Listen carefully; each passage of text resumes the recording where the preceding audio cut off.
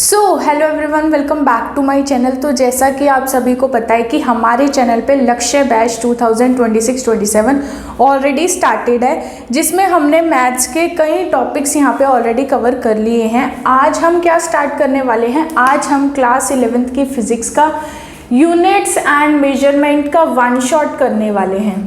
ठीक है जी, एक ही वीडियो में मैं पूरा चैप्टर आपको यहाँ पे एक्सप्लेन करूँगी। बिना टाइम को वेस्ट करते हुए अपना चैप्टर नंबर 1 स्टार्ट करते हैं, यूनिट्स एंड मेजरमेंट। ठीक है, सबसे पहले हम पढ़ेंगे कि यूनिट्स क्या होता है।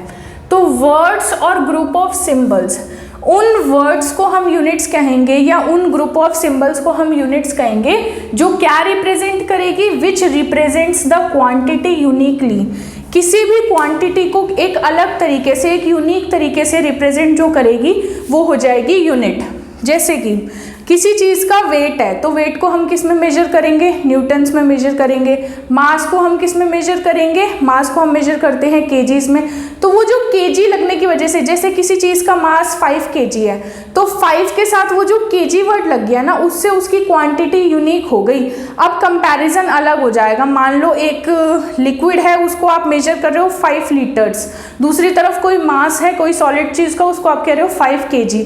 तो वो यूनिक है, दोनों अलग अलग है। ठीक है, 5 लीटर और 5 kg दोनों अलग अलग चीज़ें हैं, उनको आप सेम नहीं कह सकते। हालांकि जब उसको आप सॉल्व करोगे तो वो क्वांटिटी सेम आएगी, बट इन रियल, ये तो मैंने एक एग्जांपल लीटर और केजी का ले लिया जो आपस में इक्विवेलेंट हो जाते हैं एक पॉइंट पे आने के बाद। बट अभी मैं वो केस की बात नहीं कर रही। अभी मेरा कहने का जस्ट इतना ही मतलब है कि ऐसे वर्ड्स जिनसे आप किसी भी क्वांटिटी को यूनिक तरीके से रिप्रेजेंट कर पाओ, उनको आप क्या बोल दोगे जी, उनको आप बोल दोगे यूनिट। एग्जाम्पल जैसे मास का एग्जाम्पल दे रखा है, मास की जो यूनिट होती है वो केजी या फिर ग्राम्स होती है। और भी कई यूनिट्स होती हैं, जैसे जैसे हम आगे बढ़ेंगे कॉमन यूनिट्स के बारे में भी पढ़ेंगे। टाइम की यूनिट्स क्या होती है, सेकेंड्स में मेजर कर सकते हो, मिनट्स में मेजर कर सकते हो और आवर्स में मेजर कर सकते हो। ठीक है जी, यूनिट समझ आ गया क्या होता है। आगे बात करते हैं कि जितनी भी यूनिट्स होती हैं इनको आप 2 मेन पार्ट्स में क्लासिफाई करते हैं। सबसे पहला फंडामेंटल यूनिट्स और डिराइव्ड यूनिट्स। ठीक है जी, फंडामेंटल यूनिट्स वो होती हैं जो पहले से ही डिस्कवर कर ली गई हैं और जो बेसिक यूनिट्स होती हैं। हम अभी 7 फंडामेंटल यूनिट्स होती हैं, उनके बारे में पढ़ेंगे भी। और डिराइव्ड यूनिट वो यूनिट्स होती हैं जिनको आप फंडामेंटल यूनिट की हेल्प से डिराइव करते हो।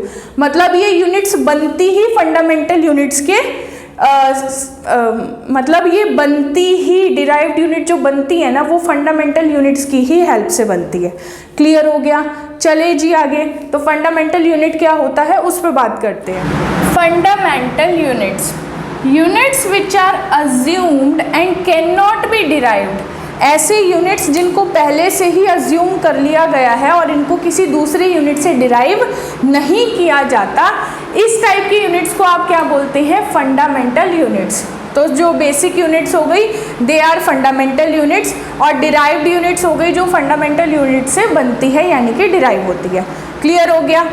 All other units are derived from fundamental units. जितनी भी बाकी की यूनिट्स बची वो सारी फंडामेंटल यूनिट से ही क्या होती है, डिराइव होती है। क्लियर हो गया। There are 7 fundamental units. हमारे पास अभी तक डिस्कवर जो हुई है वो फंडामेंटल यूनिट्स कितनी डिस्कवर हुई है, 7 फंडामेंटल यूनिट्स।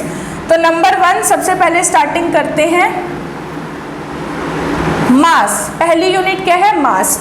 मास की एसआई यूनिट क्या होती है जी, किलोग्राम होती है, और उस एसआई यूनिट का सिंबल क्या है, केजी। सेकेंड आता है टाइम की एसआई यूनिट होती है सेकेंड्स और सिंबल आता है एसईसी यानी सेकेंड्स। फिर थर्ड नंबर पे आती है आपकी लेंथ का सिंबल होता है, लेंथ को डिनोट करते हो मीटर से और इसका सिंबल जो होता है दैट इज स्मॉल एम।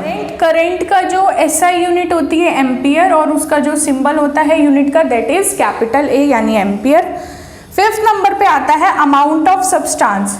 जैसे आपने अपने some basic concept of chemistry में जो आपने चैप्टर नंबर 1 किया होगा उसमें इसके बारे में पढ़ा होगा, मोल क्या होता है। ठीक है, तो जो मोल होता है that is the SI unit of किसी भी अमाउंट ऑफ सब्सटेंस, जैसे कि आप केमिस्ट्री चैप्टर 1 में मेजर भी करोगे। एंड इसकी जो यूनिट होती है it is denoted by small MOL। ठीक है जी। अब देखो ये तो हो गई 5 यूनिट्स, बाकी की 2 यूनिट्स मैं ऊपर लिख देती हूँ क्योंकि ये टोटल आपकी 7 यूनिट्स हैं जिसमें से मैंने आपको 5 यूनिट बता दी हैं और बाकी की जो 2 यूनिट्स है उसको मैं लिख रही हूँ यहाँ पे। देखो अगर आप लोग नोट्स बनाना चाहते हो तो ये पूरा वीडियो एक तरीके से नोट्स ही मैं आपके साथ साथ साथ लिख रही हूँ और प्लस मैं आपको समझा रही हूँ, एक तरीके से नोट्स ही बनते जा रहे हैं, ठीक है जी। तो आप लोग साथ साथ नोट डाउन भी कर सकते हो। 6 नंबर पे आता है टेम्परेचर। टेम्परेचर को हम मेजर करते हैं किसमें, केल्विन में। इसकी एसआई यूनिट केल्विन होती है और इसको डिनोट करते हो कैपिटल के से। और लास्ट में आता है ल्यूमिनियस इंटेंसिटी। ल्यूमिनियस, गड़बड़ करी है स्पेलिंग में, ल्यूमिनियस इंटेंसिटी। और ये हम लेके चलते हैं कैंडेला में, कैंडेला, जिसको आप CD से भी डिनोट करते हो। क्लियर हो गया। 5 यूनिट्स हमने नीचे पढ़ी थी। 6ठी यूनिट हमने पढ़ी टेम्परेचर। टेम्परेचर की एसआई यूनिट केल्विन होती है जिसको कैपिटल के से डिनोट करते हैं। देन ल्यूमिनियस इंटेंसिटी जिसकी एसआई यूनिट कैंडेला होती है और इसको आप CD से डिनोट करते हो। समझ आ गया फंडामेंटल यूनिट्स क्या होती हैं। आगे बढ़ते हैं और समझते हैं कि डिराइव्ड यूनिट्स क्या होती हैं। सेकेंड है डिराइव्ड यूनिट्स क्या होता है। Units which are not fundamental, ऐसे यूनिट्स जो फंडामेंटल नहीं होती, they are derived from fundamental units. वो खुद तो फंडामेंटल नहीं है लेकिन जो वो डिराइव हो रही है, जो वो बन रही है, वो फंडामेंटल यूनिट्स की हेल्प से बन रही है। तो ऐसे यूनिट्स को हम क्या बोलते हैं, डिराइव्ड यूनिट्स। क्लियर हो गया, वेरी इजी। चलो एग्जाम्पल से समझते हैं। जूल्स या फिर न्यूटन, और भी कई सारी होती हैं इसलिए मैंने ATC लिख दिया। अच्छा जी, ज़रा मैम ये प्रूफ करके दिखाओ कि ये जो जूल है ना ये डिराइव्ड यूनिट कैसे है। चलिए जी प्रूफ करके दिखा देते हैं। जूल्स जो होती है वो किसकी यूनिट होती है, वर्क डन की यूनिट होती है, ठीक है जी। वर्क डन का फॉर्मूला क्या होता है, वर्क डन का फॉर्मूला होता है work done equals to force into distance. Distance को स्मॉल s से डिनोट करते हैं, फोर्स को कैपिटल F से करते हैं, ये तो पता ही होगा। अच्छा जी, इसको मैं कह रही हूँ कि ये 1 जूल का है, ठीक है। ये क्या है, ये है फोर्स। फोर्स किस में लेते हैं, फोर्स लेते हैं न्यूटन में। डिस्टेंस किस में लेते हैं, मीटर्स में लेते हैं। क्लियर हो गया। चलो जी, इसको हम ना सिंपलर करने की कोशिश कर रहे हैं। मैं कैसे भी करके फंडामेंटल यूनिट्स लाने की कोशिश कर रही हूँ। अभी हमने फंडामेंटल यूनिट्स में मीटर्स का पढ़ा था, तो ये तो हमारी फंडामेंटल में ऑलरेडी आ चुकी है, मुझे इसको भी ब्रेक करना है। तो फोर्स को जब फर्दर ब्रेक करेंगे तो फोर्स का फॉर्मूला होता है मास इनटू एक्सेलरेशन, राइट।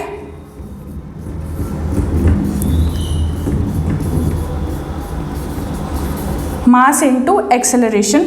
तो 1 जूल का मतलब क्या हो गया, मास किस में लेके चलना है, 1 kg में। एक्सेलरेशन किस में लेके चलना है, मीटर पर सेकेंड स्क्वायर में इनटू 1 मीटर। यहाँ तक क्लियर हो गया, ठीक है। अब देखो बहुत ध्यान से समझने वाली बात है। काउंट कर लो क्या चीज़ कितनी आ रही है। यहाँ पे मेरा kg आ रहा है, मीटर मेरा 2 बार आ रहा है, और पर सेकेंड स्क्वायर। इस पर सेकेंड स्क्वायर का मतलब है कि सेकेंड स्क्वायर नीचे है, तो जब मैं उसको ऊपर लाऊंगी तो s की पावर क्या हो जाएगी, -2 हो जाएगी। तो मैंने 1 जूल को कन्वर्ट कर दिया मीटर, केजी और सेकेंड के रिस्पेक्ट में। तो इसका ये मतलब निकल के आया कि जो जूल था वो मेरा डिराइव्ड यूनिट है, और इस तरफ जिसके टर्म्स में मैंने उसको एक्सप्रेस किया है दे आर फंडामेंटल यूनिट्स। बहुत अच्छे से क्लियर हो रहा है। और इसी क्वेश्चन में मैंने आपको न्यूटन का भी करके दिखा दिया है। तो आई होप आपको दोनों टाइप्स ऑफ यूनिट बहुत अच्छे से समझ आया होगा कि फंडामेंटल यूनिट्स क्या होती है, डिराइव्ड यूनिट्स क्या होती है। अब हम आगे स्टार्ट करते हैं अपना दूसरा टॉपिक। नेक्स्ट टॉपिक आता है डायमेंशंस। डायमेंशंस क्या होता है, बहुत इंपॉर्टेंट टॉपिक है। रिप्रेजेंटेशन ऑफ एनी फंडामेंटल और डिराइव्ड यूनिट, किसी भी यूनिट का, किसी भी टाइप की यूनिट का, चाहे वो फंडामेंटल हो या फिर वो डिराइव्ड यूनिट हो, उसको रिप्रेजेंट करना इन टर्म्स ऑफ सिंबल। कैसे symbols, in the form of certain symbols allotted to each fundamental unit. जितनी आपके पास फंडामेंटल यूनिट्स है ना, उसमें जो सिंबल्स आते हैं जैसे कि M, L, T, और कैपिटल ए, मोल, मतलब उन सब में आप एक्सप्रेस कर सकते हो। और जनरली आप क्या देखोगे, ज़्यादातर केसेस में हम सिर्फ और सिर्फ एम, एल और टी में ही रिप्रेजेंट करते हैं। ठीक है जी, ओके। चलो, it is called dimensional formula, और वो जो सिंबल्स होते हैं उनको हम कहते हैं डायमेंशंस। क्लियर हो गया? एक एग्जांपल के थ्रू समझते हैं। जैसे मुझे स्पीड का डायमेंशनल फॉर्मूला फाइंड आउट करना है। क्या करना है जी? स्पीड का डायमेंशनल फॉर्मूला निकालना है। तो सबसे पहले हमें जिसका भी डायमेंशनल फॉर्मूला निकालना है उसका फॉर्मूला लर्न होना चाहिए। तो स्पीड क्या होता है? स्पीड होता है डिस्टेंस अपॉन टाइम, यही होता है जी। अब जो फॉर्मूले में क्वांटिटीज आ रही हैं उनके भी आपको एसआई यूनिट आनी चाहिए। ठीक है, तो डिस्टेंस की एसआई यूनिट क्या होती है? मीटर्स होती है। टाइम की एसआई यूनिट क्या होती है? सेकेंड्स होती है। तो ओवरऑल ये क्या बना? मीटर पर सेकेंड बना। क्या बना? मीटर पर सेकेंड बना। ठीक है जी। अब इसको लिखने का क्या तरीका है? आप हमेशा इस फॉर्म में लिखते हो, m की पावर समथिंग, l की पावर समथिंग और t की पावर, मतलब इस तरीके से ब्रैकेट्स का आपने यूज करना है जो जो चीजें आपकी आ रही हैं वो। तो यहाँ पे मीटर है, मीटर क्या होती है? लेंथ होती है, मतलब l है। तो इसको मैं क्या लिख सकती हूँ? l लिख सकती हूँ। डिवाइडेड बाय टाइम, टाइम कितना है? 1 है। तो इसको मैं क्या लिख सकती हूँ? t लिख सकती हूँ। बट हमें सारी चीज़ें न्यूमरेटर पार्ट में लिखनी होती है, तो जो चीज़ें आपकी डिनोमिनेटर पार्ट में आ रही हैं उसको भी आप न्यूमरेटर पार्ट में कवर करोगे। तो t की पावर 1 मेरा अगर नीचे आ रहा है तो वो ऊपर आके क्या होगा? t की पावर -1। तो ये हो गया l, t की पावर -1, मतलब l की पावर यहाँ पे कितनी है? 1 है। अब हमें तो किस में रिप्रेजेंट करना होता है? m, l और t में। तो m यहाँ पे नहीं है तो आप उसको 0 बोल सकते हो। m की पावर 1 और t की पावर -1। तो ये डायमेंशन हो गई किसकी? स्पीड की। इसी तरीके से हम कुछ क्वेश्चंस और करेंगे और कुछ और हम फिजिकल क्वांटिटीज़ की यहाँ पे डायमेंशंस को फाइंड आउट करेंगे। स्टार्ट करते हैं।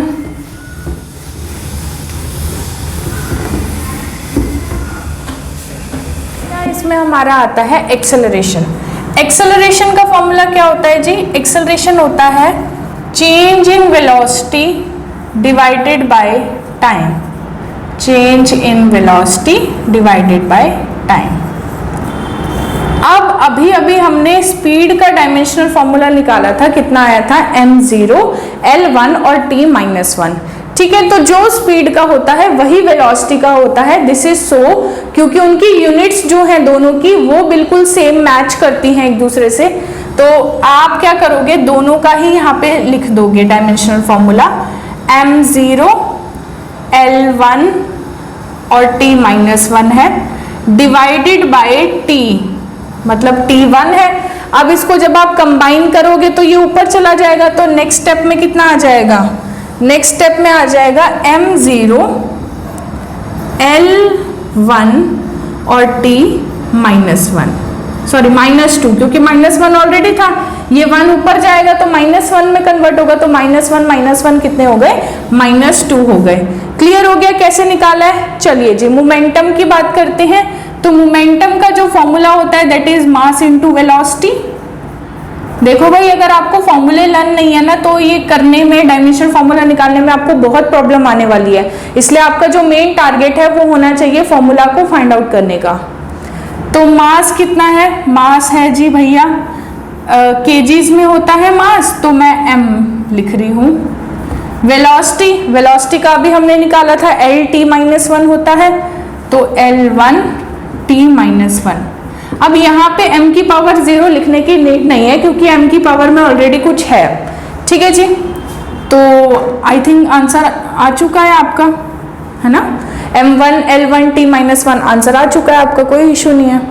ठीक है, चलो अब यहाँ पे मैंने लिखा था फोर्स, फोर्स का भी निकाल लेते हैं एक बार। इसको इरेज कर देते हैं। फोर्स होता है आपका, फोर्स का फॉर्मूला क्या होता है? Mass into acceleration, right. अभी एक्सेलरेशन का जो डायमेंशन फॉर्मूला आया था वो लिख दो। पहले मास का क्या होता है? m1, एक्सेलरेशन का कितना आया था, एक्सेलरेशन का आया था m0 L1 और t-2। ठीक है, अब इनको कंबाइन करोगे तो ये तो वैसे भी m0 लिखने की यहाँ पे मेरे को नीड थी नहीं, तो जब कंबाइन करेंगे तो कितना आएगा m1 L1 और t-2। ठीक है जी, और कोई दिक्कत? मोमेंटम हो गया, फोर्स हो गया। नेक्स्ट हम बात करते हैं काइनेटिक एनर्जी की। काइनेटिक एनर्जी का फॉर्मूला क्या होता है, 1/2 mv²। ठीक है, 1/2 एक कांस्टेंट नंबर है, तो नंबर की आप कोई भी डायमेंशन यहाँ पे नोट डाउन नहीं करेंगे, तो मास की लिखेंगे डायरेक्ट m⁻⁻1। वेलोसिटी का स्क्वायर हो रहा है, वेलोसिटी LT इनवर्स होता है तो उसका स्क्वायर करेंगे, तो LT-1 का हम स्क्वायर करेंगे, then we will get m⁻1 L⁻2 और t⁻²। This is our final answer. Clear हो गया? दो चीजें और है, उनको भी फटाफट करते हैं। रिफ्रैक्टिव इंडेक्स आपने पढ़ा था कि जब एक मीडियम से दूसरे मीडियम में लाइट ट्रेवल करती है तो हम रिफ्रैक्टिव इंडेक्स नाम का एक फिजिकल क्वांटिटी निकालते हैं, तो वो रेशियो होता है speed in one medium divided by speed in two medium. और जब भी कोई रेशियो आ जाए सेम ही क्वांटिटीज का, तो उसमें दोनों की जो यूनिट्स होंगी वो आपस में कैंसिल आउट हो जाएगी और वो क्या बन जाएगा, डायमेंशन लेस बन जाएगा। जैसे ये मीटर पर सेकेंड होता है, नीचे वाला भी क्या होता है, मीटर पर सेकेंड होता है, दोनों एक दूसरे से कट जाएंगे तो ये क्या बन जाएगा, डायमेंशन लेस। मतलब they have no dimensions, that's why they are called dimensionless. Next आपका लास्ट आता है पावर। पावर निकालने का तरीका क्या है, पावर का फॉर्मूला क्या होता है, पावर का फॉर्मूला होता है या तो एनर्जी अपॉन टाइम ले सकते हो या वर्क डन अपॉन टाइम ले सकते हो। वर्क डन मेरे पे कहीं है नहीं, एनर्जी का मेरे पास निकला हुआ है, तो मैं एनर्जी अपॉन टाइम लेके चल रही हूँ। दोनों फॉर्मूलाज होते हैं, दोनों में से आप कोई भी ले सकते हो। इसको यहाँ करने की बजाय हम यहाँ ना कर लें, थोड़ा स्पेस भी मिल जाएगा हमें। ठीक है, तो एनर्जी अपॉन टाइम होता है, एनर्जी की यूनिट होती है m1 L2 और t-2, यही होती है, डिवाइडेड बाय टाइम, टाइम होता है मेरा t। तो इनको कंबाइंड करके क्या लिख सकते हैं, m1 L2 और t-3। This is our final answer, यानी कि डायमेंशनल फॉर्मूला ऑफ पावर। तो इस तरीके से डायमेंशनल फॉर्मूला आप लोग निकालेंगे। आई होप आप सभी को डायमेंशनल फॉर्मूला कैसे फाइंड आउट करना है बहुत अच्छे से समझ आया होगा। बढ़ते हैं अपने नेक्स्ट टॉपिक, नोट समझते हैं। All unitless quantities are dimensionless. ऐसी क्वांटिटीज जिनकी कोई यूनिट नहीं होती, जैसे किसी चीज का रेशियो हो गया, ट्रिग्नोमेट्रिक रेशियोज हो गया, मतलब जिनकी कोई भी यूनिट नहीं होती वो क्या बन जाती हैं, वो बन जाती हैं डायमेंशनलेस। जिनकी यूनिट नहीं होगी उनकी डायमेंशंस भी नहीं होगी। बट एक एक्सेप्शनल केस है एंगल। एंगल वो क्वांटिटी है जो कि डायमेंशनलेस तो होती है लेकिन उसकी यूनिट होती है। एंगल को आप मेजर कर सकते हो, ठीक है, उसकी यूनिट होती है, रेडियंस में आप मेजर करते हो, डिग्रीज में मेजर करते हो, लेकिन फिर भी एंगल क्या है, डायमेंशनलेस है। ये एक एक्सेप्शनल केस है जो आपको याद रखना है। नेक्स्ट टॉपिक आता है प्रिंसिपल ऑफ होमोजेनिटी। होमोजेनिटी क्या होता है, सेम। होमो वर्ड का मतलब क्या होता है, सेम। तो जिसका सेम बिहेवियर होगा, जो सेम चीज को शो करेगा। जैसे इन एनी फिजिकल एक्सप्रेशन और equation all terms must have same dimension. कोई भी आपको इक्वेशन दे रखी है या एक्सप्रेशन दे रखा है, इनइक्वालिटी दे रखी है, तो उसमें कहने का मतलब है कि लेफ्ट हैंड साइड में और राइट हैंड साइड में वो क्वांटिटीज अगर बराबर है, लेफ्ट हैंड साइड और RHS दोनों हम कह रहे हैं कि बराबर है, तो पहले वाले की यानी LHS की जो फिजिकल क्वांटिटीज होंगी वही इस तरफ होंगी RHS की तरफ, जो इस तरफ यूनिट्स होगी वही RHS की तरफ होगी, जो इस तरफ डायमेंशंस होंगी वही RHS की तरफ होगी। क्या मतलब है, मतलब ये है कि अगर हमने दो क्वांटिटीज ली और उनको मेजर करा kg में और उनका एडिशन मैं बता रही हूँ कि RHS की इक्वल है, तो उसकी यूनिट भी क्या है, उसकी यूनिट भी होगी भैया kg। ठीक है, अगर मान लो डायमेंशन की बात करें तो एक चीज की डायमेंशन ये है, दूसरी चीज की अगर डायमेंशन ये है और उनको मैं ऐड कर रही हूँ, तो जो मेरा रिजल्टेंट आंसर आएगा उसकी डायमेंशन भी मेरी क्या होगी, सेम रहेगी। ठीक है, अगर ये समझ आया तो इसके कुछ क्वेश्चंस हम प्रैक्टिस करेंगे अब यहाँ पे। तो ये आपको क्वेश्चन दे रखा है, ठीक है जी। Velocity equals to distance upon A और बी। ए और बी यहाँ पे डायमेंशंस हैं जो आपको फाइंड आउट करनी है, ठीक है। तो वेलोसिटी अभी हमने पढ़ा था कि एल टी माइनस वन होता है, आप यहाँ पे पुट कर देंगे L T minus one. Distance किस में होता है, मीटर्स में होता है, यानी कि लेंथ है, तो एल आ जाएगी इसकी, और ए आपको निकालना है प्लस बी। अब हमें क्या करना है, पहला हमारा अननोन इधर है, दूसरा अननोन इधर है, तो सबसे पहले हम इस वाले अननोन के साथ ट्रीट कर रहे हैं, तो उस केस में मैं सेकेंड वाला अननोन यहाँ पे मेंशन नहीं करूँगी, ठीक है। चलो जी, अब निकालो ए की वैल्यू। ये ए एक्सेलरेशन नहीं है, तो आपको कंफ्यूज नहीं होना, गलत नहीं लेना यहाँ पे, ठीक है जी। हाँ, अब बताओ, अब यहाँ पे क्या होगा, इस एल को मैं इस तरफ ले जा सकती हूँ या फिर ए को इधर ले जाके इसको इधर ला सकती हूँ। तो मैं ए को लेके जा रही हूँ, ए और इसको मैंने एक दूसरे से रिप्लेस कर दिया, तो यहाँ पे क्या आएगा, एल टी माइनस वन। ऊपर L1 है, नीचे भी L1 है, तो L से L कैंसिल आउट हो जाएगा, तो A इक्वल्स टू आ जाएगा 1/t की -1 डायमेंशन। -1 को ऊपर लेके जाऊंगी तो A की डायमेंशन आ जाएगी मेरी t। A की डायमेंशन हम निकाल चुके हैं, दैट इज t। अब A की तो निकल गई, अब B की निकालने के लिए आपको क्या करना है, जो A की डायमेंशन है वो भी लेके चलनी है और B को लेके चलना है। तो बेसिकली मैं क्या लिखूंगी, velocity equals to B into जो ए की एक्सेलरेशन आई है, यानी कि टी, सॉरी ए की एक्सेलरेशन नहीं डायमेंशन आई है, दैट इज टी। वेलोसिटी क्या हो जाएगा, L T minus one. B मुझे फाइंड आउट करना है, उधर कितना है टी, इस टी को इस तरफ लेके जाएंगे तो L T minus one upon T कितना आ जाएगा, मेरी बी की वैल्यू आ जाएगी, ठीक है। यहाँ -1 है, मतलब ये वाला ऊपर जाएगा तो भी -1 आएगा, और -1 -1 -2 होते हैं, तो यहाँ से b कितना मिल जाएगा, LT-2, ठीक है।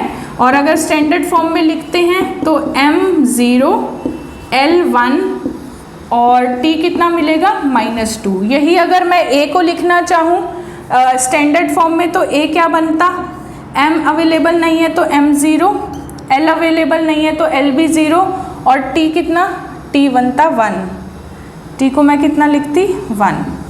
तो इस तरीके से आपको अननोन्स गिवन हो सकते हैं, और उन अननोन की हेल्प से आपको क्या करना है, जो गिवन डायमेंशंस हैं उनकी हेल्प लेनी है और अननोन की डायमेंशंस को फाइंड आउट करना है। इसका एक क्वेश्चन और प्रैक्टिस हम यहाँ पे करेंगे, फिर हम जानेंगे कि डायमेंशन की एप्लीकेशंस क्या क्या होती हैं। सेकेंड क्वेश्चन आपको दे रखा है, kinetic energy upon time equals to force into A minus B square, जहाँ पे ए और बी अननोन है जिनके आपको डायमेंशंस फाइंड आउट करने हैं। तो सबसे पहले हम इस वाले पार्ट को लेके चलेंगे, देन हम इस वाले पार्ट को लेके चलेंगे, ठीक है जी। तो पहले ये वाला पार्ट लेके चलते हैं। Kinetic energy upon time equals to force into A, जहाँ ए की मुझे डायमेंशन फाइंड आउट करनी है, ठीक है, यहाँ small bracket.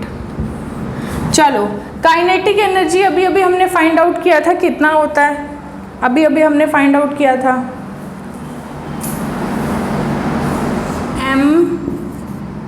mL2T-2 divided by, किससे डिवाइड करना है, टाइम से करना है, तो यहाँ आ जाएगा T। फोर्स का कितना होता है, फोर्स का होता है, अभी निकाला था mL-T-2 इंटू ए, ठीक है जी। अब देखो ये वाला t ऊपर जाएगा तो वो 3 में कन्वर्ट हो जाएगा, जो अभी तक 2 दे रखा है, तो ये कितना आ जाएगा, mL2T-3। इस तरफ कितना है, mL-T-2 इंटू ए, यही दे रखा है। अब देखो क्या कुछ कैंसिल आउट हो रहा है, m से m इस तरफ कट जाएगा, L एक कट जाएगा, एक बच जाएगा, और -2 से इसकी पावर काटोगे तो -1 बच जाएगी। तो बेसिकली क्या बच गया, LT-1, जो कि A की आ गई। और मैं बार बार कह रही हूँ ये A और एक्सेलरेशन में कन्फ्यूजन ना हो। A ये वाला जो है वो अननोन वेरिएबल दे रखा है जिसके आपको डायमेंशन निकालने हैं, और एक्सेलरेशन अलग होता है, this is not acceleration. Standard form में A को क्या लिखूंगी मैं, m0 L1 और T-1, ठीक है। अब जिस तरीके से आपने ए फाइंड आउट किया है उसी तरीके से आप बी का फाइंड आउट करोगे। तो हम जो LHS है उसको बी स्क्वायर के इक्वल लेके चलेंगे upon time equals to B square. ठीक है। काइनेटिक एनर्जी का अभी लिखा था कितना होता है, mLT-2 divided by time t equals to B square. तो ये t जो है वो ऊपर चला जाएगा यानी पावर -3 हो जाएगी, तो बी स्क्वायर कितना आ जाएगा m1 L2 और t-3। बट ये बी स्क्वायर की वैल्यू आई और हमें चाहिए b की वैल्यू। तो इस स्क्वायर को जब इस तरफ लेके जाओगे तो वो 1/2 पावर यानी कि अंडर रूट में कन्वर्ट होता है। तो b कितना आ जाएगा 1/2 L1 और t की power -3/2 and this is your final answer of B and A. Applications of dimensions. Dimension की पहली एप्लीकेशन होती है to check if the equation is correct और नॉट डायमेंशनली। आपको डायमेंशंस का यूज़ करके चेक करना है जो भी आपको इक्वेशन दे रखी है वो करेक्ट है या नहीं है। तो सबसे पहले मुझे इक्वेशन दे रखी है half mv² equals to mgh, जो आई थिंक बिल्कुल करेक्ट है, लेकिन आपको डायमेंशनली इसको प्रूव करके दिखाना है। करेक्ट इसलिए बोल रही हूँ मैं क्योंकि ये मेरी होती है काइनेटिक एनर्जी और ये होती है पोटेंशियल एनर्जी, और दोनों ही क्या होती हैं डायमेंशंस के अकॉर्डिंग। दोनों की क्योंकि यूनिट सेम होती है तो दोनों की डायमेंशंस भी सेम होंगी। बट ये आप ओरली आप अपने टीचर को नहीं कह सकते, तो आपको इसको सॉल्व करके दिखाना पड़ेगा। इधर हम 1/2 को तो स्किप कर देंगे, बट m की हम यहाँ पे यूनिट लेंगे, डायमेंशंस लेंगे m1। v² v क्या होता है वेलोसिटी, वेलोसिटी यानी मीटर पर सेकेंड। मीटर पर सेकेंड का मतलब क्या होता है LT-1 और उसका क्या है स्क्वायर है। इधर m क्या होता है मास होता है, मास यानी कि m की पावर 1। g होता है एक्सेलरेशन ड्यू टू ग्रेविटी, और एक्सेलरेशन ड्यू टू ग्रेविटी की वही यूनिट होती है जो एक्सेलरेशन की होती है, दैट इज LT-2। और h होता है हाइट, हाइट आप मीटर्स में मेजर करते हो, दैट इज L की पावर 1। तो सॉल्व करते हैं। यहाँ पे आ गया आपका m की पावर 1, L की पावर 2 और t की पावर -2। इस तरफ क्या आ गया जी m की पावर 1 और L की पावर 2 और t की पावर -2, और दोनों ही क्या आ रहे हैं बिल्कुल सेम आ रहे हैं। तो आप लिखेंगे LHS equals to RHS। So the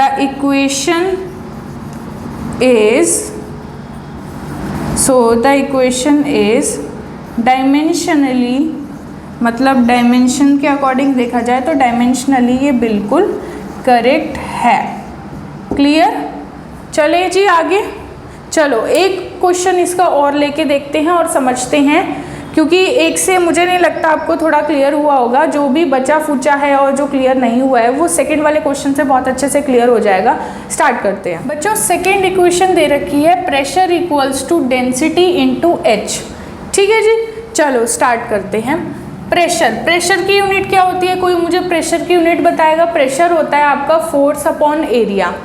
ठीक है, प्रेशर होता है आपका फोर्स अपॉन एरिया। फोर्स की यूनिट कितनी होगी, फोर्स का फॉर्मूला लगा रहा हूँ, मास इंटू एक्सेलरेशन डिवाइडेड बाय, अच्छा एरिया तो बहुत सिंपल है, लेंथ इंटू ब्रेथ होता है, तो उसकी डायमेंशन तो L की पावर 2 हो जाएगी। मास कितना होता है, मास होता है m1 और एक्सेलरेशन अभी हमने करा था LT-2। और इसको जब आप ओवरऑल सॉल्व करोगे पूरी क्वांटिटी को, यू विल गेट प्रेशर की unit equals to m1, L cancel out होके कितना बच जाएगा L-1 और T कितना हो जाएगा, T हो जाएगा भैया -4। तो यानी प्रेशर की जो डायमेंशन होती है दैट इज m1 L-1 और T-4, यही होती है। नेक्स्ट आता है डेंसिटी। डेंसिटी क्या होता है, डेंसिटी का फॉर्मूला होता है मास अपॉन वॉल्यूम। वॉल्यूम तो हमारा L³ हो गया क्योंकि length into breadth into height वाला 3 डायमेंशनल चीज़ करते हैं उसमें तो, और m से मास होता है दैट इज m। तो बेसिकली ये क्या बन जाएगा mL-3, यही बनेगा। यहाँ पे पुट कर दो तो ये हो गया mL-3 इंटू हाइट आप किस में मेजर करते हो, मीटर्स में मेजर करते हो, और मीटर्स में लोगे तो क्या हो जाएगा, दैट इज L1। ठीक है, तो यहाँ से आपको क्या मिल गया, M1 L-1 और T-4।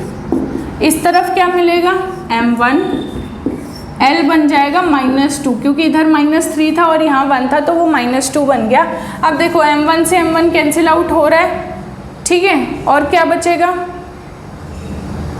इससे इसको काटोगे तो यहाँ पे भी क्या बच जाएगा, एक बार पावर बच जाएगी। तो ओवरऑल हमारे पास बचा, इस तरफ तो बचा t की पावर -4 और इस तरफ बचा l की power -1। They are not equal, so LHS not equal to RHS। LHS जो है वो RHS के बराबर नहीं है। सो द इक्वेशन इज, इसलिए जो आपने इक्वेशन लिखी थी ऊपर, सो the equation is not correct. अब वो डायमेंशनली करेक्ट नहीं है, नॉट करेक्ट डायमेंशनली, वो डायमेंशनली करेक्ट नहीं है। क्लियर हो गया, चलो जी, इतना क्लियर हो गया। तो अब हम बढ़ते हैं आगे और अपनी, अभी तक देखो ये हम जो पढ़ते आ रहे हैं एप्लीकेशन ऑफ डायमेंशन में, ये हमने फर्स्ट एप्लीकेशन पढ़ी थी। इसकी टोटल 3 एप्लीकेशंस होती हैं। तो अभी जो मैं स्टार्ट करवाने वाली हूँ that is second application of dimension. Start करते हैं। सेकेंड एप्लीकेशन आती है to convert the system of units, units के सिस्टम को कन्वर्ट करना। तो सिस्टम ऑफ यूनिट्स हमारे पास मेनली 3 टाइप के सिस्टम ऑफ यूनिट्स होते हैं, और कॉमन की बात करें तो कॉमन यूनिट्स तो देखो बहुत सारी होती हैं। ठीक है, सबसे पहले आता है MKS सिस्टम। M मतलब मीटर, K मतलब kg और S मतलब सेकेंड्स होता है। CGS सिस्टम जिसमें C मतलब सेंटीमीटर, G ग्राम होता है और S सेकेंड्स होता है। FPS सिस्टम जिसमें F का मतलब फीट होता है, P का मतलब पाउंड होता है और S का मतलब सेकेंड्स होता है। तो अब हम कुछ क्वेश्चंस करेंगे जिसमें हम एक यूनिट से, मतलब एक सिस्टम ऑफ यूनिट से कन्वर्ट करेंगे दूसरे सिस्टम ऑफ यूनिट में।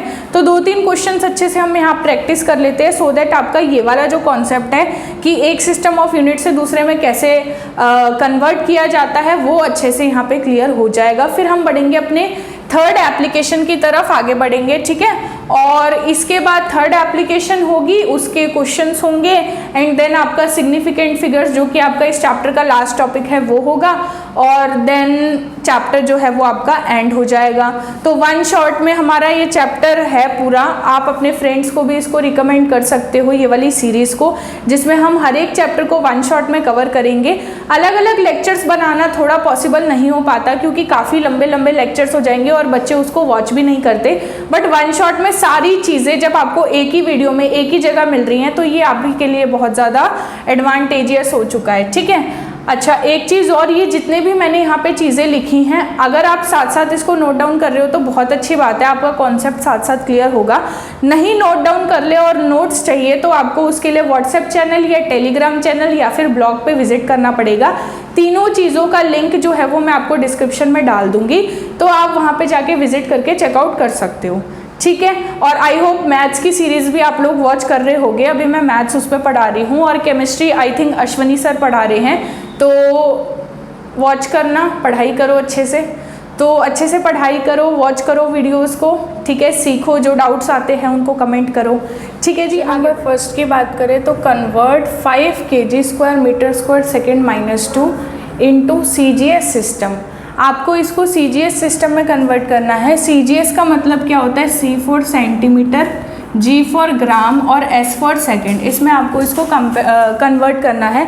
तो सबसे पहले जो भी आपको गिवन दे रखा होता है उसको आप N1 लेके चलते हो, ठीक है, और जो आपको फाइंड आउट करना होता है उसको आप N2 लेके चलते हो। तो N1 इक्वल्स टू कितना हो गया, 5 kg² मीटर स्क्वायर सेकेंड -2, और ये आप फॉर्मूला यहाँ पे यूज़ करोगे, ये वाला फॉर्मूला आपने यहाँ पे यूज़ करना है। N2 equals to N1, M1 upon M2 इसकी whole power x, L1 upon L2 इसकी होल पावर y। T1/T2 इसकी होल पावर z। अब आपने क्या करना है, जो भी n1 की वैल्यू आपको दे रखी है दैट इज 5, वो आपने उठा के यहाँ पे पुट करनी है। m1 का मतलब होता है कि मास जो है वो जो गिवन आपको क्वेश्चन दे रखा है उसमें मास किस में दे रखा है, दैट इज इन kg, उसमें kg में दे रखा है। m2 जिसमें आपको लेके आना है तो आपको ग्राम्स में लेके आना है, तो मैंने यहाँ पे ग्राम्स लिख दिया। L1 यानी मीटर है तो यहाँ पे मीटर लिख दिया। L2 जिसमें आपको लेके आना है दैट इज सेंटीमीटर, और टाइम दोनों में सेम है, सेकेंड्स और सेकेंड्स, तो टाइम आपस में कैंसिल आउट हो जाएगा क्योंकि टाइम जो है वो दोनों में सेम है। और बाकी आप सॉल्व करके फाइंड आउट करोगे। तो kg को जब मैं ग्राम्स में कन्वर्ट करूँगी that is 1000 grams upon gram और उसकी होल पावर 2। मीटर को मैं सेंटीमीटर में चेंज करूँगी तो 1 मीटर इक्वल्स टू 100 सेंटीमीटर होता है, तो 100 सेंटीमीटर डिवाइडेड बाय सेंटीमीटर, ठीक है। और आगे कुछ नहीं बचा क्योंकि वो कैंसिल आउट हो गया। तो यहाँ ग्राम से ग्राम कट जाएगा, सेंटीमीटर से सेंटीमीटर कट जाएगा, और यहाँ पे पावर जो है वो कितनी है, 2 दे रखी है। तो n2 मेरा यहाँ पे कितना आ जाएगा, 5, और ये क्या है, ये है 1000 यानी 10 की पावर 3। 10 की पावर 3 का स्क्वायर करेंगे तो 10 की पावर क्या हो जाएगा, 6 हो जाएगा।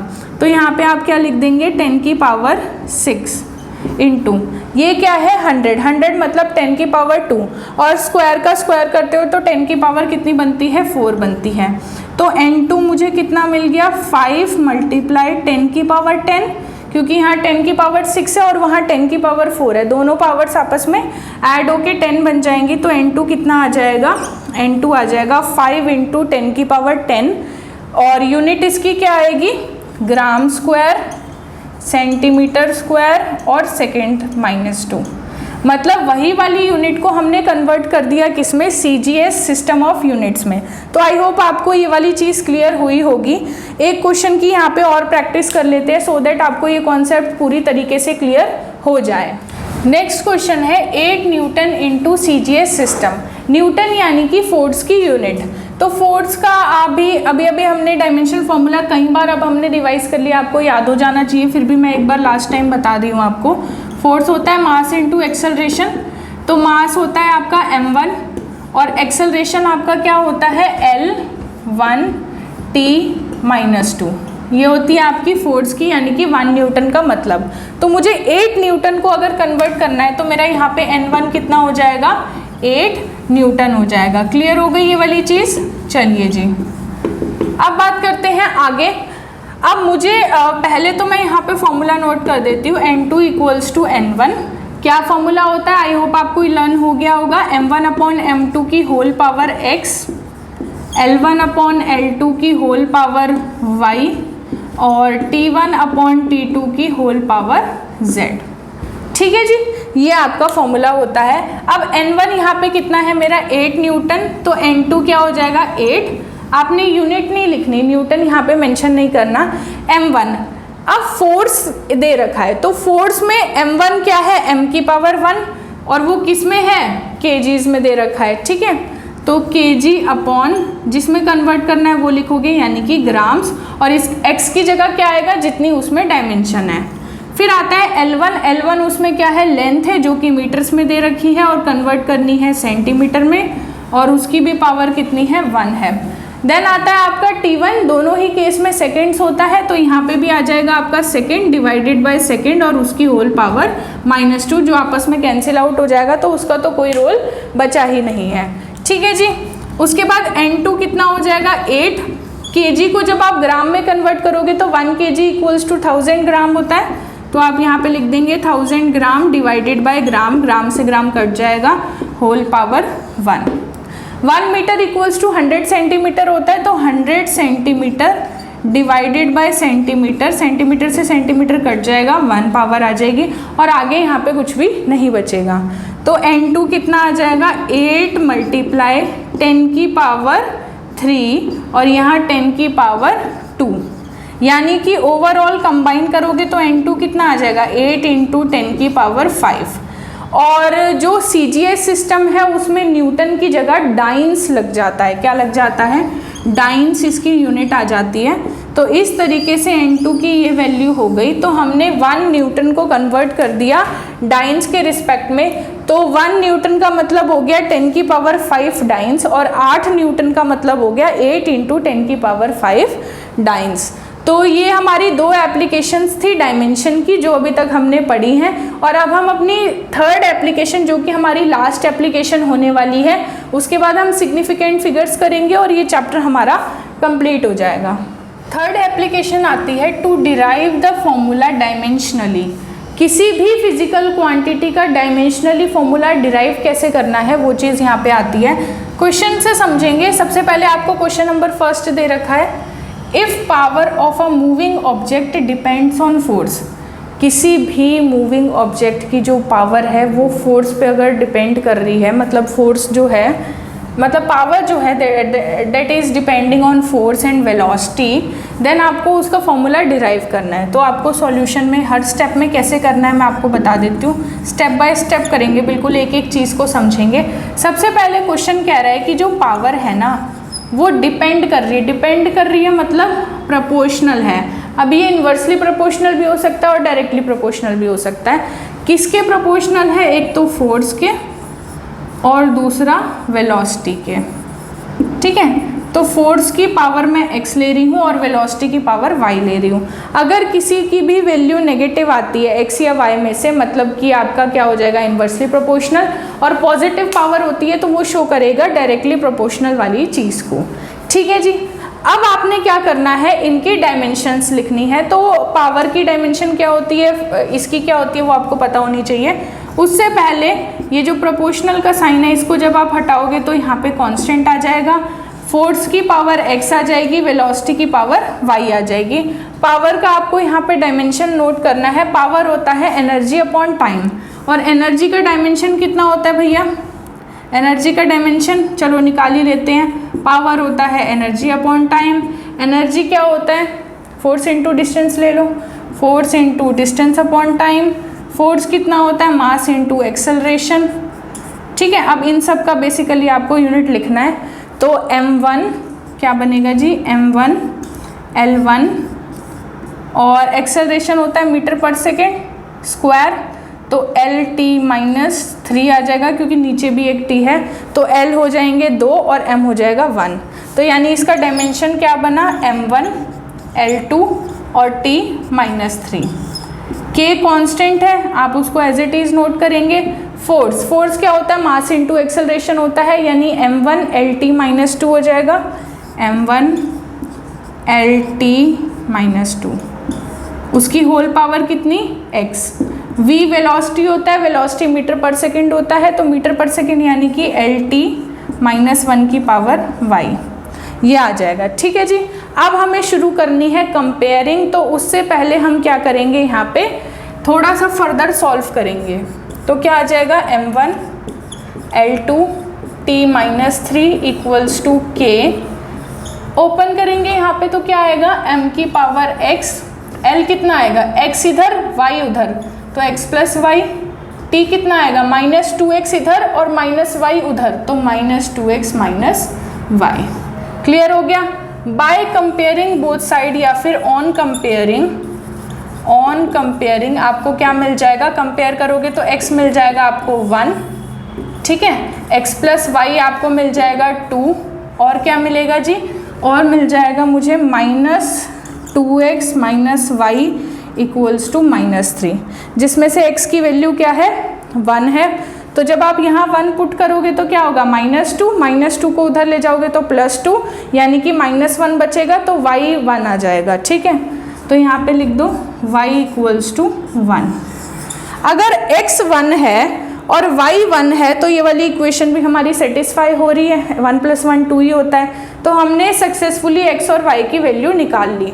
अब आपने लास्ट में आंसरिंग कहाँ करनी है वो मैं आपको बता देती हूँ। यहाँ पे लिख रही हूँ मैं फाइनल आंसर आपका क्या होगा? जो भी आपने ये वाली इक्वेशन लिखी थी ना k वाली, उसको आप फर्स्ट मान लो, तो p इक्वल्स टू क्या हो जाएगा? p equals to k f की पावर x कितना आया है? 1, और y भी कितना आया है? 1। तो आप इसको क्या लिखोगे? यहाँ पे 1 पुट कर दोगे तो ये ओवरऑल कितना आ जाएगा? p equals to k dot f1 dot v1। आप इसको हटा भी सकते हो पावर को fv। This is your final answer. I hope आप सभी को क्लियर हुआ होगा। नेक्स्ट क्वेश्चन करते हैं इसी का ही, जिसमें हम फॉर्मूला डिराइव करने वाले हैं dimensionally. So question number second है, if time period of a pendulum, किसी भी पेंडुलम का अगर टाइम पीरियड निकालना है तो वो तीन चीज़ों पे डिपेंड करता है, लेंथ, मास और एक्सेलरेशन ड्यू टू ग्रेविटी यानी कि जी पे।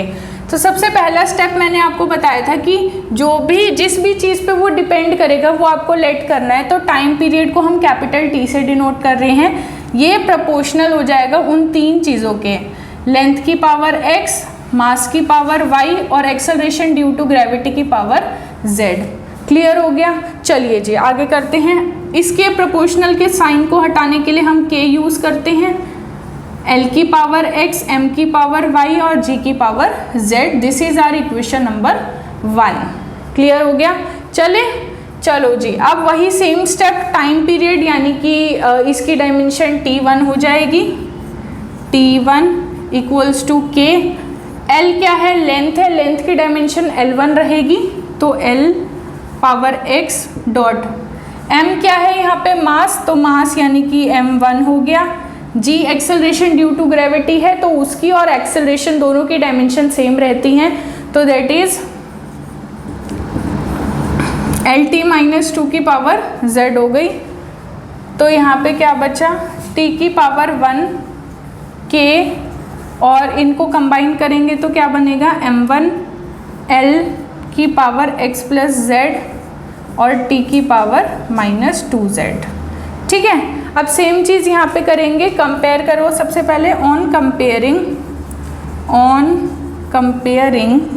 कंपेयर करने से हमें क्या मिलेगा? यहाँ पे ये 1 कहाँ से लिख दिया मैंने? अच्छा, इसकी पावर y है, 1 नहीं है इसकी पावर, है ना, इसकी पावर y है, तो यहाँ पे आप लिखेंगे y। तो ऑन कंपेयरिंग इस तरफ मास वाला कोई पर्सन नहीं है, तो y मुझे क्या मिल जाएगा? 0 मिल जाएगा। इस तरफ लेंथ वाला कोई पर्सन नहीं है, लेकिन t है मतलब माइनस 2z इक्वल्स टू 1 हो जाएगा, माइनस 2z इक्वल्स टू 1 हो जाएगा, यानी z मुझे कितना मिल जाएगा? माइनस 1/2 मिल जाएगा। ठीक है जी, अगर z माइनस 1/2 है तो x प्लस z क्या होगा? x प्लस z इस तरफ तो 0 है, x अगर मुझे निकालना है और z माइनस 1/2 दे रखा है, तो x कितना मिल जाएगा? x मिल जाएगा 1/2। x कितना हो जाएगा जी? x हो जाएगा 1/2। और जब आप फाइनल आंसर निकालोगे 1 में पुट करके, तो 1 इक्वेशन क्या इम्प्लाई करेगी? 1 इक्वेशन इम्प्लाई करेगी t, capital T equals to k, l की पावर x, x कितना है? 1/2 डॉट m की पावर y तो 0 है, तो m की पावर बेसिकली 0 हो गई, दैट इज 1। और g कितना आया है? g आया है माइनस 1/2, तो t क्या हो जाएगा? t हो जाएगा k, और 1/2 पावर का मतलब क्या होता है? स्क्वायर रूट, तो यहाँ पे स्क्वायर रूट लिख दोगे, डिवाइडेड बाय रूट g, यानी कि फाइनल जो हमारा फॉर्मूला आएगा k l/g का अंडर रूट। ये आपकी टाइम पीरियड की जो है वैल्यू यहाँ पे आ जाएगी। तो अब हमारी जो हैं एप्लीकेशंस यहाँ पे फिनिश हो चुकी हैं। Last 2 topics of this 1 shot video, तो सक्सेसफुली हमने 1 शॉट वीडियो भी कवर कर लिया है। तो 2 टॉपिक्स में से फर्स्ट टॉपिक है हमारा लिमिटेशंस ऑफ डायमेंशन, जिसमें हमने जो एप्लीकेशंस पढ़ी हैं उनकी हम लिमिटेशंस यहाँ डिस्कस करेंगे। Limitations of deriving formula dimensionally, किसी भी फॉर्मूला को डायमेंशनली लिखने की हमारी लिमिटेशंस क्या क्या है? पहली लिमिटेशन है, if dimensions are given physical quantities may not be unique. हो सकता है कि वो यूनिक ना भी हो, क्योंकि हमें तो क्या चाहिए? यूनिक चाहिए होती है। Second, numerical constant having no dimension, जैसे काइनेटिक एनर्जी में हाफ mv² आता है, तो वो जो 1/2 है, जो हाफ है, उसकी कोई डायमेंशंस नहीं होती। They can not be deduced by the method of dimension, तो ऐसे केस में जब नंबर्स का डायमेंशन हम पुट कर ही नहीं सकते, तो ऐसे केस में हम मेथड ऑफ डायमेंशन से उसको कैसे डिड्यूस करेंगे? थर्ड आती है limitation, the method of dimension can not be use to derive relations other than the product of functions, मतलब सिर्फ हम ऐसी चीज़ को ही कर सकते हैं जो या तो प्रोडक्ट में हो, मतलब जो डिपेंड कर रहा है उसके प्रोडक्ट में हो, या फिर डिवीजन में हो। बाकी केसेस के लिए हम मेथड ऑफ डायमेंशंस को अप्लाई कर ही नहीं सकते। ठीक है, अप्लाई कर ही नहीं सकते। किसके लिए? अदर थिंग्स को, अदर फिजिकल क्वांटिटीज को डिराइव करने के लिए। नेक्स्ट आता है number 4, the method of dimensions can not be applied to derive the formula consist of more than 3 physical quantities.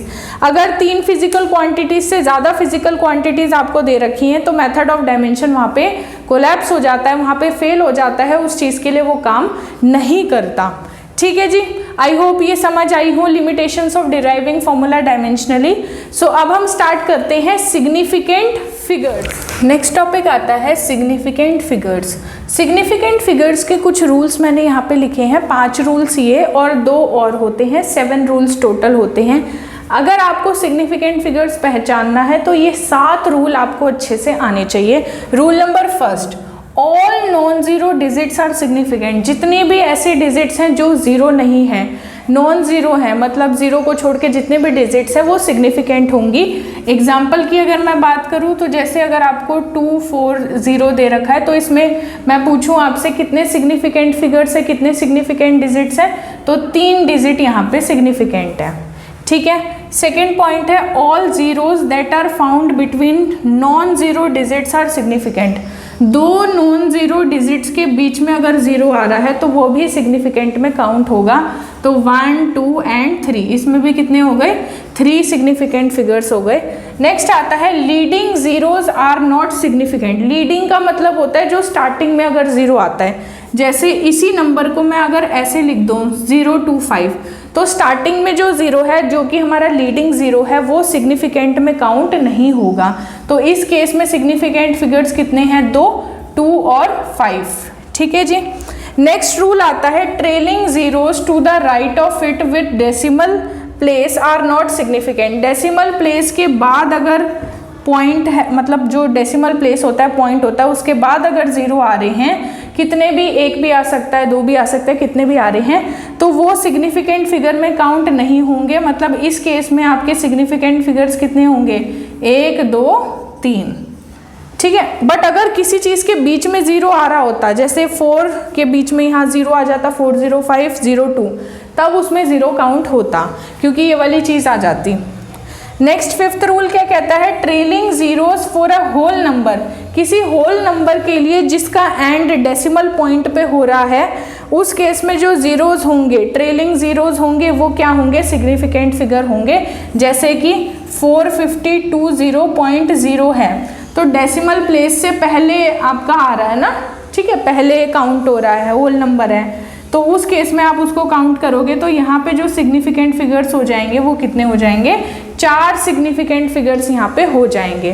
तो ये कुछ 5 रूल्स थे। बाकी के जो 2 रूल हैं वो भी फटाफट से समझ लेते हैं और उसके बाद हम इस चैप्टर को कंप्लीट करते हैं। 6th पॉइंट कहता है trailing zeros to the right of it with the decimal place are significant. अगर डेसिमल प्लेसेस के बाद राइट साइड में जीरोस आ रहे हैं तो वो आपके सिग्निफिकेंट में काउंट होंगे। 7th point for any value written in scientific notation. Scientific notation होती है, जैसे 5000 को मैं 5 × 10⁻³ लिखती हूँ, इस फॉर्म में आपकी साइंटिफिक नोटेशन होती है। वेयर, जैसे मैंने आपको 5 वाला एग्जांपल दिया तो यहाँ आ गया 5 और यहाँ पे आ गई 3। ठीक है। तो उस केस में नंबर ऑफ सिग्निफिकेंट फिगर्स कैसे डिसाइड होंगे, they are determined by applying above rules. जितने भी रूल्स हमने पढ़े वो सारे किसके साथ अप्लाई करने होंगे, 5 के साथ। मतलब आपको एक ही वैल्यू के साथ ही अप्लाई करने होंगे, 10 की पावर के साथ उन रूल्स को आपको अप्लाई नहीं करना। क्लियर हो गया। तो सिग्निफिकेंट फिगर्स में इतना ही था। आई होप इस 1 शॉट वीडियो में आपको जितना भी पढ़ाया गया है वो सारी चीज़ें आपको एक एक चीज़ समझ आई है। ठीक है। और मैं यही एक्सपेक्ट करूंगी कि आप लोगों ने बहुत अच्छे से बैठ के नोट्स बनाए हैं, पढ़ाई यहाँ पे करी है। आई होप आप सभी को ये वीडियो बहुत पसंद आया हो। अब हम मिलेंगे अपने नेक्स्ट लेक्चर में एक नए वीडियो के साथ, एक नए चैप्टर के साथ। तब तक के लिए पढ़ते रहिए, आगे बढ़ते रहिए। बाय।